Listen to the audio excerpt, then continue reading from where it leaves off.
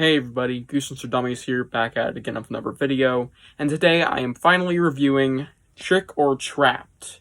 Not to be confused with the most wanted book, Trick or Trapped, that I just reviewed the other day. Yeah, Trick or Trapped, and this is being reviewed on Halloween. Well, uploaded on Halloween. It's the 30th, but this is my Halloween video, the video of Halloween, because it is the rarest Goosebumps book of all time, excluding a few Presents books. Yeah, it is the rarest Goosebumps book, at least in the GYG series, and it is kind of iconic for that. It's pretty much all it's known for, as well as it's not a very good story. Its basic reputation is that this isn't a very good one. And yeah, we'll find out my thoughts on it. I also want to say, this is the Goose Junkies mascot, so it's pretty cool. Now, reading about the Goose Junkies mascot, I have some interesting thoughts. And, yeah, let's just dive in. And now for the blurb. No treats on this street. Sunshine Court is the best spot for trick-or-treating this Halloween. And it's all yours. Your mouth starts watering just thinking about all that candy. But you better save your spit. There are no treats here. Instead, the 5 little houses are full of horrible tricks. I have to collect the right items to find your way out. Choose your house and your weapons wisely. Or you could do battle with angry elves, aliens shaped like your parents, or the freezing Arctic. The choice is yours in this scary Goosebumps adventure that's packed with over 20 super spooky endings. Oh, crazy. And, I gotta say, I don't think this is terrible, but it ain't very good. But it has one really big thing going for it, and I'll get to that in a second. But it just doesn't land very well, and there's a lot of things that sadly drag down the score for what could have been one of the best UIGs, and this does not really deserve the special edition, or rather, power play marker, because there's not a whole lot of that in the story, which is a downside we'll dive into a little more later. So yeah, let's move on to my upsides. The book is mainly saved by the concept. And whilst executions can be flawed a lot of the time, this one is an example of that. The concepts, if they're good enough, I will add points. And my friends, this is one of those concepts that I really, really like. It's basically a Halloween story, but you're limited to 5 houses. And each house is a horror behind one of the doors, alright? Not a Horrorland horror, but some random scary thing. And you have to fight your way through all of those houses, or a few of them, or maybe just one of them if you're lucky, to get to this big mansion, which may or may not be a final showdown with this giant, well, not giant, but this horrifying hybrid of a man and a lion monster called The Thing. Not being confused with the John Carpenter's The Thing. Might have been referenced, I don't know, it has nothing to do with that. It's not even an alien, but yeah.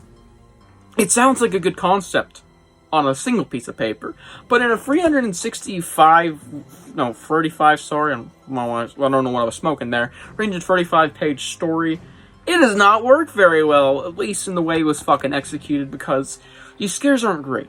But that aside, the concept is good. I really dig the concept of this book, and the Halloween atmosphere is just an added plus. Since it is actually present, I think it's alright here. It's not terrible or anything. It's not almost completely absent like Trick or Trap or The Haunter. It's there, and I appreciate that. And, yeah, it's just nice. This book also has some things above other GYGs, and that is enjoyment. I actually did enjoy my time with this one. I can't say the same for GYGs like The Creepy Creations Professor Shock, which I rate higher than this. It's just, I don't ever want to revisit that, because I wasn't having a great time with it. This, I had a good time. It was a solid read. This, I would probably revisit one day. Maybe. Because I actually enjoyed it. So yeah, it's one of the, like, more enjoyable GYGs of the ones I don't like very much, to say. You know, not the biggest fan of, but it, you know, it's not terrible. It's not going to get a low 6 out of 10, I'll give you that. But yeah, it has more enjoyment than other GYGs that I rate around here, so yeah, I'll give it that. It's enjoyable. One more than average for the score it's going to get. There's some great endings. I really like the start of the the giant mansion segment with the beast. The Thing. I just read a book called The Beast. And I like Nathan. as weird as that might be, I actually like this random little side character called Nathan. There's actual character there, and there's somewhat of development, and there's somewhat of a driving force behind them. There's something more behind them, which is something so rare I have to commend this book for. You never see characters, especially in GYGs, that actually have, like, some genuine story behind them. Like, sure, you get, like, the half-assed backstory, maybe you have, like, I think it's something in Tiki Island, there was a backstory for the Tiki Eye in that book. Here, we get actual, like, character backstory and somewhat development. And it's like, wow, that's rare. That's something we never fucking see. So that's commendable. That is extremely commendable, and albeit very small. It's something I will add points for. 0.5, but it's something interesting. That is super weird to be in here, but I really dug it. And Nathan was a cool side character that contributed a fair bit to the plot with the whole finale segment, second half of this book, the thing, and kicking off the book, because he's the one who encourages the main character to go in here when he or she, you, are trick-or-treating. Yeah, I like Nathan. I like a lot of other things like I mentioned, but I have some downsides. Execution is ass! Yeah, the ghostwriter was on some crazy heroin while writing this thing. Yes, the ghostwriter. I can tell because there's like 20 exclamation points in every single page of this 135-page book. I was reading like, holy shit! Here comes the giant ape-man! He's gonna fucking kill me! I ran to the door. He was following behind me. No! That's how I read it. So many fucking exclamation points. I had to throw it out there. It was a little annoying, and I do deduct a little bit of points for that. Yeah. Or rather, obviously, helps me deduct some points. The book is executed like dog shit, right? Let me start off with the first part of this book. The house's storyline. The concepts are what really falls short, right? It sounds great on paper, but when you actually execute it, you gotta make sure you do something good with these horrors behind these doors. And my friends, none of them are very good. There's one that goes to the Arctic. It is so dumb, and it's quite random. Gets to the randomness later. One is a Halloween party, which is like the finest of them all, but still it's not very good. It's kind of mid. There's one that's a Hansel and Gretel ripoff, which is still whatever. Then there's the alien parents one, since apparently they're aliens, but it's never even mentioned in the story. But according to the back, the parents storyline, where it's fake parents, are actually aliens. So that's some exclusive back of the book content for you. And no, I'm not going to dick suck because they're aliens, because they were never even mentioned in the book, and it's still lame as shit. And then you have the worst of them all, the Rob Zombie porno-esque storyline, because that's the same concept of the villain's lair from this random-ass Rob Zombie porno I watched. Yeah, don't go watch that. It's horrible. I'm not going to tell you the name of it.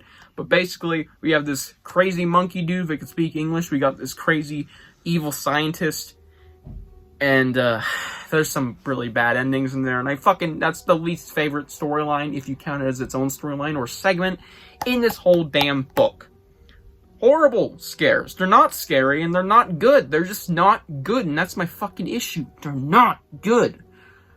Yeah, you could have done something way cooler than Hansel and Gretel ripoff that goes nowhere. And go to the Arctic. Killer monkey man scientist. Haunted house. Kinda. It's house party. At least you could have done something cool with that, but I know it gets stupid. Yeah. Fuck.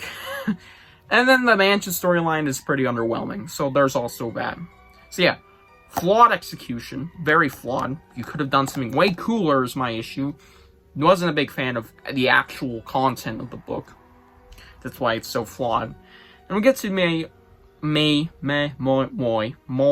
smaller upsides. Sorry, I had a little stroke there. The randomness. This book is a little over the top in randomness, and it reminds me of Escape from the Carnival of Horrors. So I'm going to assume this is a new ghostwriter that's picking up this, the GYG series. And he doesn't know what the feel is supposed to be. He read like 2 of them, and he's like, okay. He probably read the first 2, because they're pretty fucking random, and so is this. There's some random medieval segment, There's a jungle segment. Yeah, there's a fucking jungle segment. Like I said, there's an Arctic segment. Like, what the fuck? They're so random. And yeah, there's so much just branching off paths in the storyline. And no, it's not hard to follow. It's like, fine, whatever. They're pretty self-contained, and they all lead to one big page, which is the page that starts off the main storyline. But just like, dude, chill out. It's a little fucking random, not in a good way. It's overly random. So yeah, Escape from the Carnival Horrors has returned, baby. That issue is very prevalent in that book. Just a random feel. And I'd say it's a little more here. Like, arguably so. Yeah. Anyways, back to it. There were some bad endings. Some really, really rough endings, but mostly just like mid-bad endings. You know, not very good. But like I said, there's some terrible endings. And there's some really, really, really, really poorly executed power play. Yeah, it barely does anything for the story. I think there's like 2 times it actually gets used in the entire mansion arc, which is its building up point. You're using this in the mansion arc. That's just what it's building up to, and there's only 2 instances of using it. This whole power play aspect where you collect items from the houses or candy. What the fuck? You just don't use it, like, at all. It's barely used. It's underused, which is, it's kind of sad. Anyways, yeah, really rough execution with some rough endings, of course. The overly random feel has returned from the Carnival of Horrors 1, not 2. Review 2 in December. Oh, whoops, leaked it. And, yeah, let's just cut to my rating. 10 out of 10! I love Orange Monkey, Goose Chunky's mascot! No, this book ain't getting a 10 out of 10. Even though I love this cover art. I do. Like, I genuinely do. It's actually really cool. Minus the really shitty looking sky, because it's out of place, but 6.5 out of 10. The rarest Goosebumps book, arguably so, but isn't actually, because there's Presents books that are $300, is a 6.5 out of 10. Sorry, Goose Chunkies. Mascot. Yeah, 6.5 out of 10.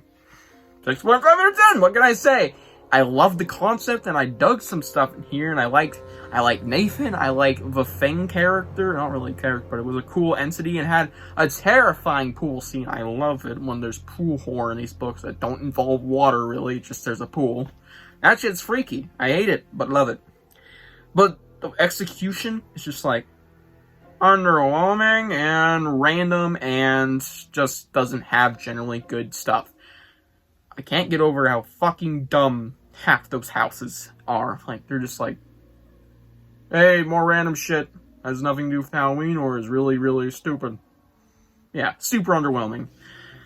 Hope you guys enjoyed my review for Trick or Trapped. Trick or ...